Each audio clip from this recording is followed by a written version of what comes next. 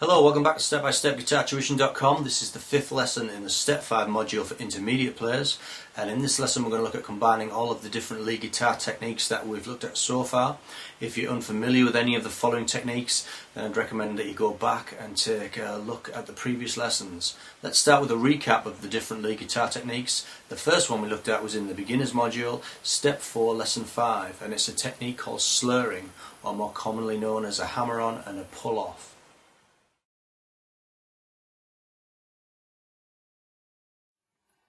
The hammer-on involves plucking a note and then sounding another note by hammering onto it like this. Pluck, and then hammer. Pluck, hammer. And a pull-off is basically the reverse. Pluck and pull off.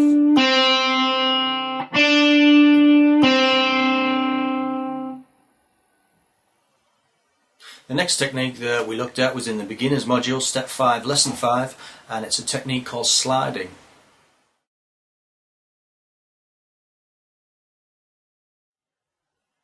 This involves plucking a note and then sounding the next note in the scale by sliding up to it like this, or down to it.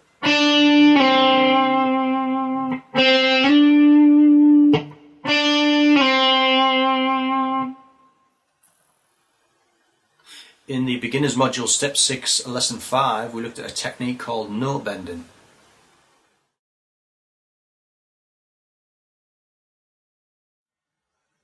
This involves plucking a note and then bending the string upward, which raises the pitch of the note to the next note in the scale, like this.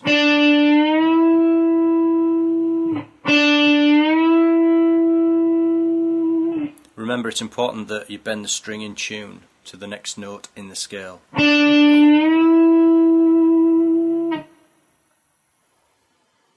In the improvers module, Step 2, Lesson 5, we looked at a technique called vibrato.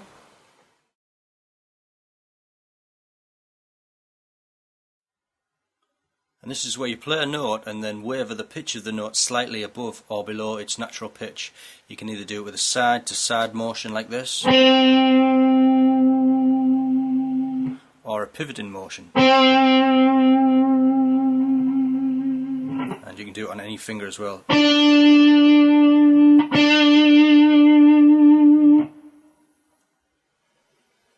In the improvers module, Step 3, Lesson 5, we looked at two bending techniques. The first one is called release bending.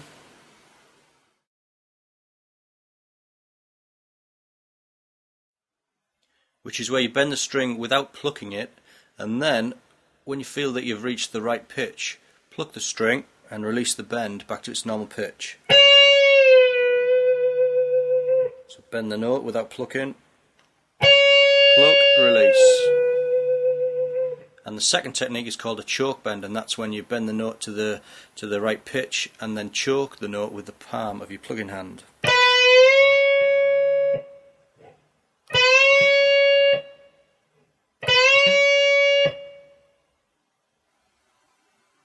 In the improvers module, Step 4, Lesson 5, we looked at double stops.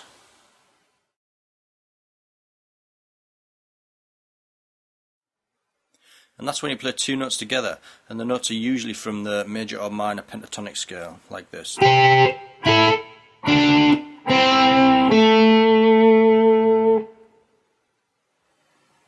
the improvers module, Step 5, Lesson 5, we looked at pinched harmonics.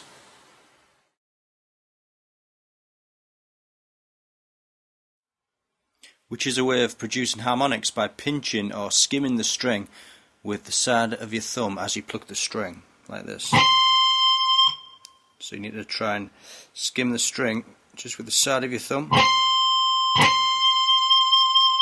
and then let your thumb come away from the string.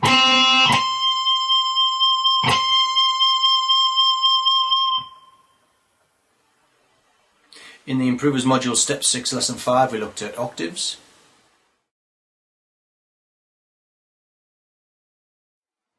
Which is where you play a note with your first finger and a note one octave higher with your third finger or your fourth finger, and then you need to lean your first finger over so that you mute the string in between, in this case the fourth string, and then strum the 3 strings, the 5th, the 4th and the 3rd string.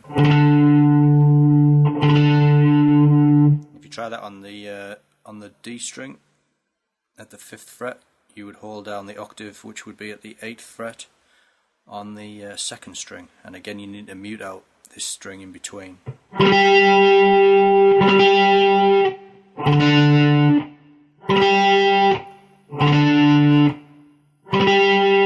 And the same on the 3rd and the top string.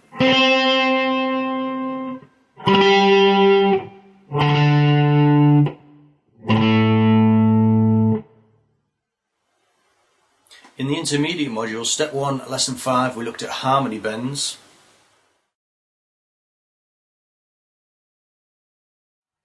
And that's where you play 2 notes of a chord. One of the notes is played straight and the other is bent into tune.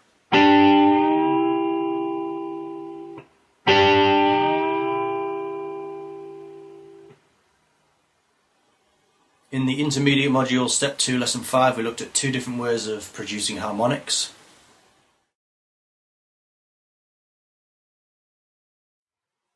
The first method was holding the pick between your thumb and 2nd finger and then touching the string just above the fret wire and then plucking the string, and then you let your 1st finger move away from the string.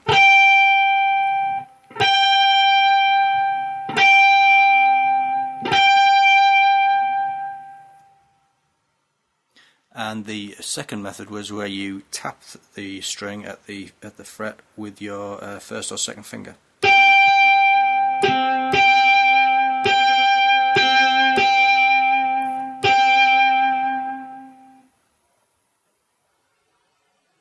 In the intermediate module, step 3, lesson 5, we looked at 3rd harmonies.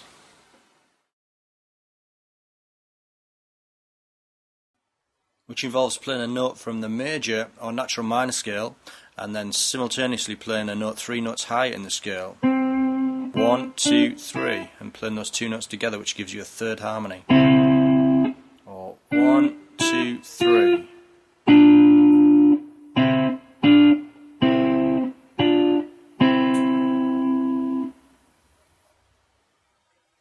And lastly, in the intermediate module, step 4, lesson 5, we looked at a volume technique called violining.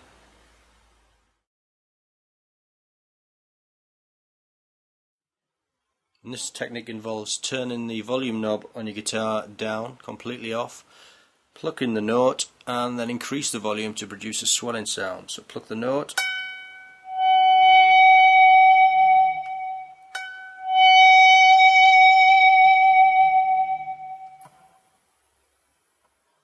So that's all of the lead guitar techniques that we've looked at so far, and if you'd like a more in-depth look at any of those techniques, then why not go back and take a look at the individual lessons that I mentioned. Now I'm going to give you an improvised example of all of those techniques combined into one guitar solo. If you wish to learn this guitar solo note for note, you'll find the tab in your lesson notes, or if you prefer just to watch and listen and then make up your own, then that's fine also.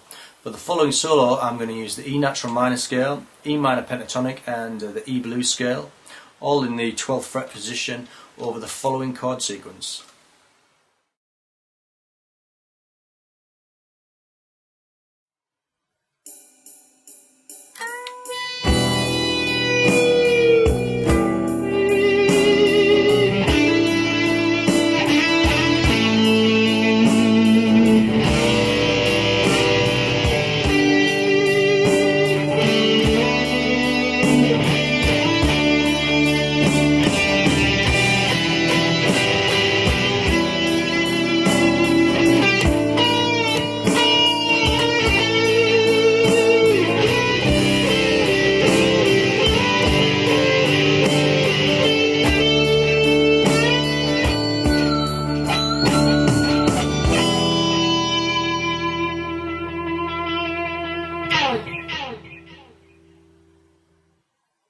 So hopefully that'll give you an idea of how you can combine all of the different lead guitar techniques that we've looked at so far in the step-by-step syllabus.